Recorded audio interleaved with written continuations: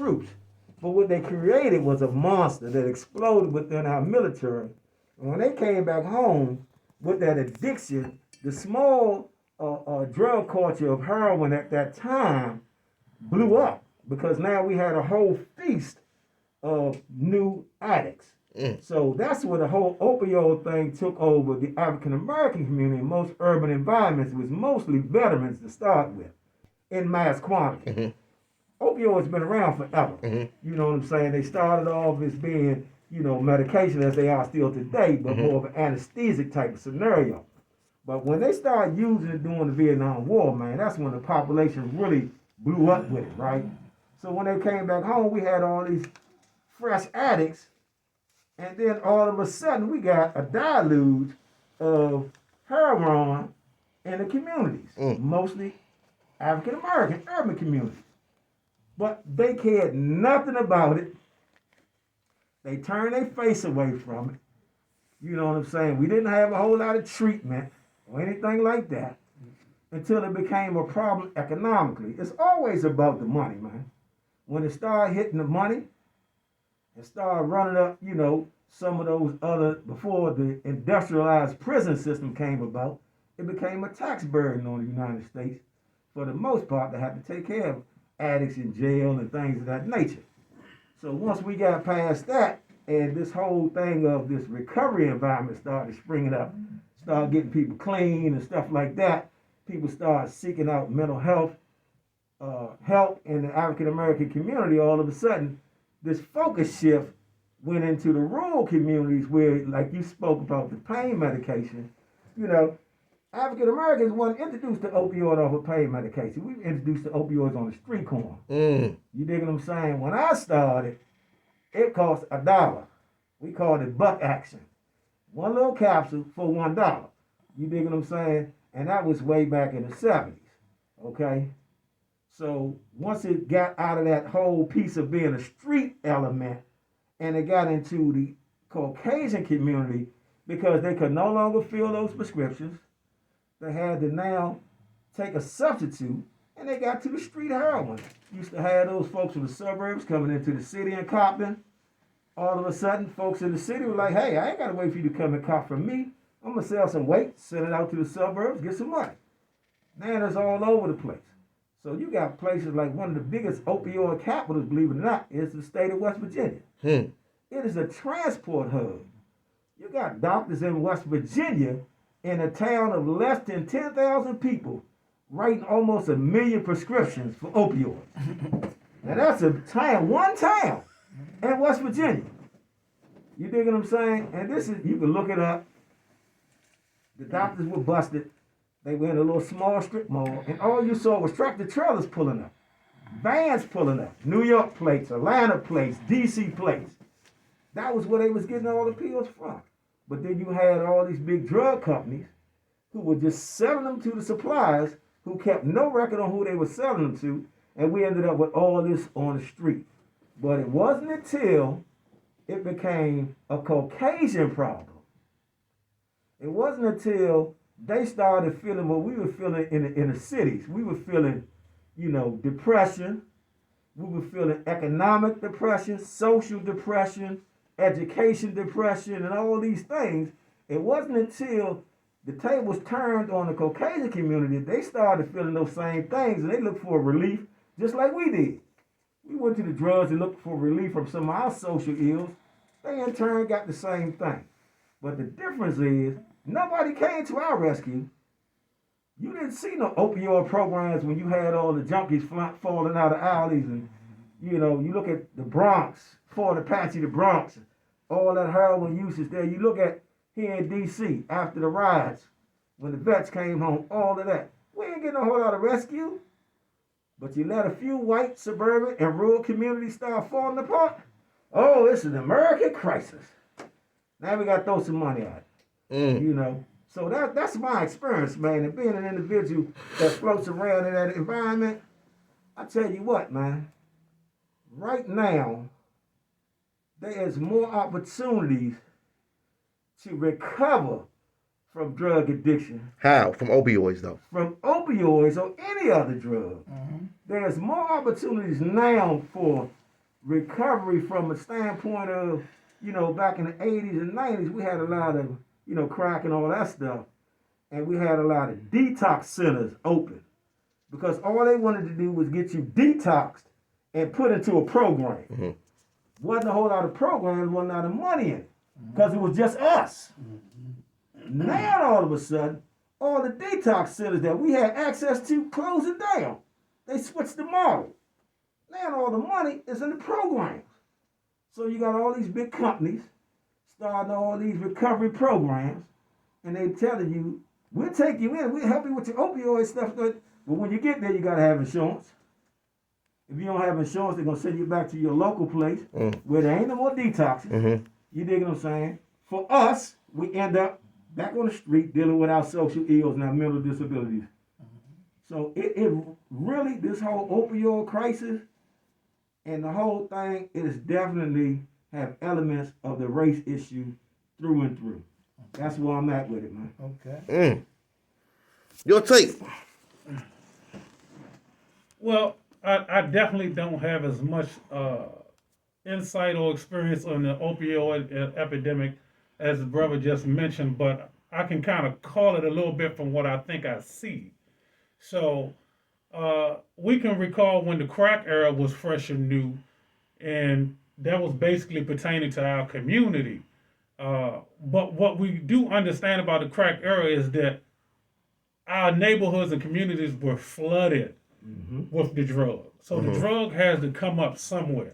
And it's not, we didn't get the streets flooded by Leon or Leroy, everybody taking a trip down south, going across the border. That's right. That was a main connection, flooding those streets with government approval. So when we look at how the opioid epidemic is going on today, yeah, as the brother said, yeah, it's always been in our community. But now it's spilled over into other communities without me even being so specific, you know what I mean. But the magnitude in which it's spilled over into the other communities brings a lot of question to me. So yeah, there's definitely racial aspects to it, because the language has changed and the whole approach to the situation has changed. When it was crack, the response was penitentiary.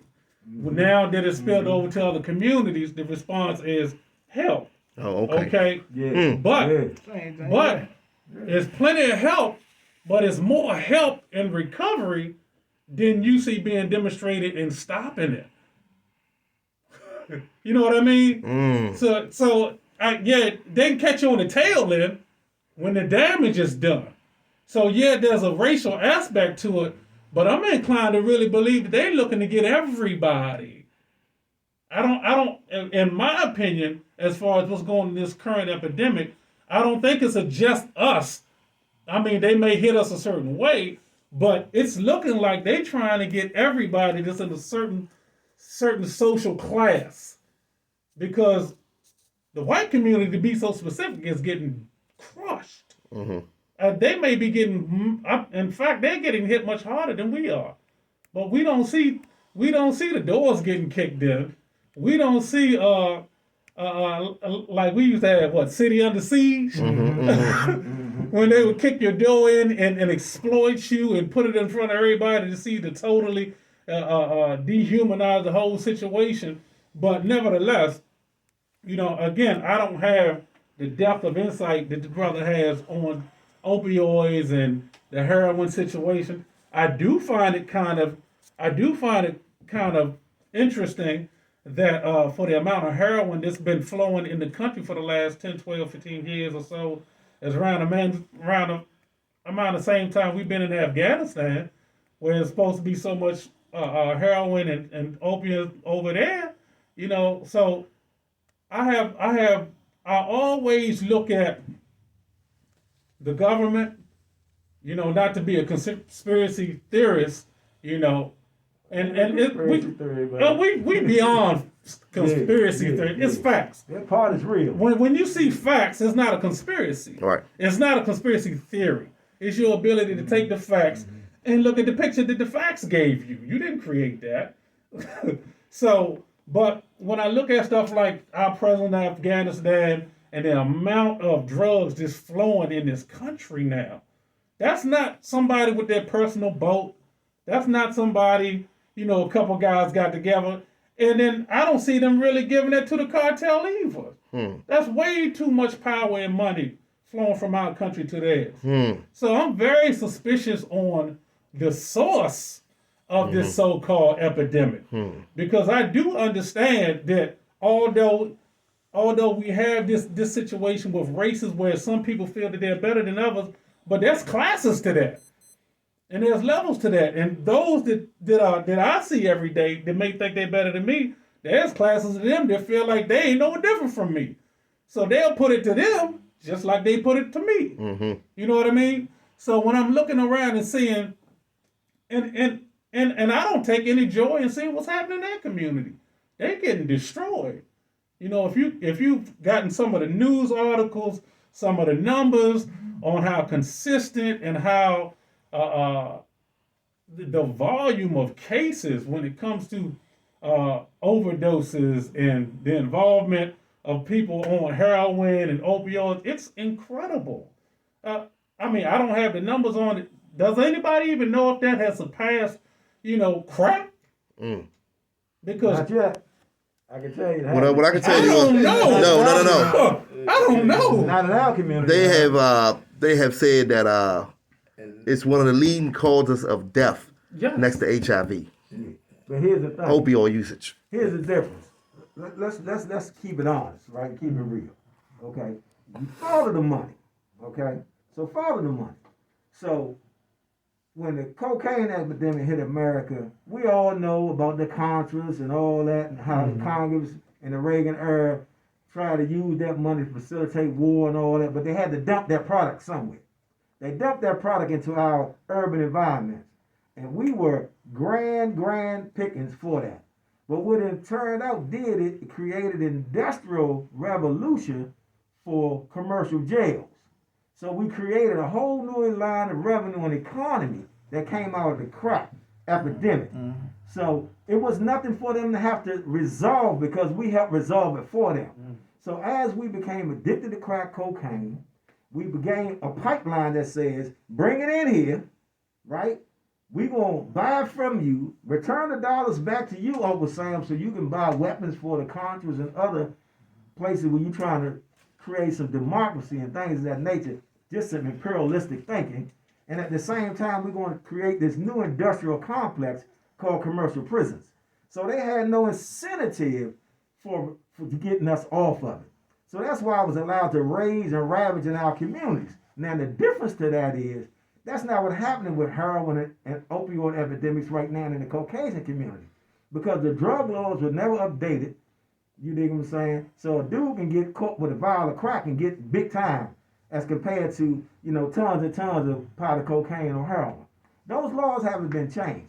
So in the industrial complex of prisons right now, a heroin dealer, he getting treated just like a heavy cocaine dealer with just the flex, not with the rocks.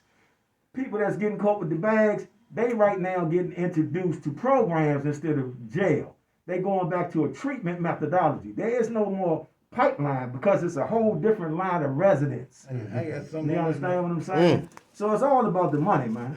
And on that note, we understand, I listen to both of the good brothers. I understand what the issue is. We understand perfectly what the race dynamic with it is.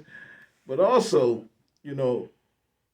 all of it to me, what I have seen over the years working in recovery, I have seen the pharmaceutical companies being really that's the money. Yeah, that's where it goes. That's the money. They working together. You know what I'm saying? So it's no profit in the cure. Yeah, there you There's go. no profit in the cure. There you go. So we know that. We know what it is.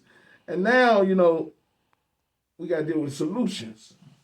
The solutions is, man, and like we talk about the man in the mirror, solution is, one, you start with self.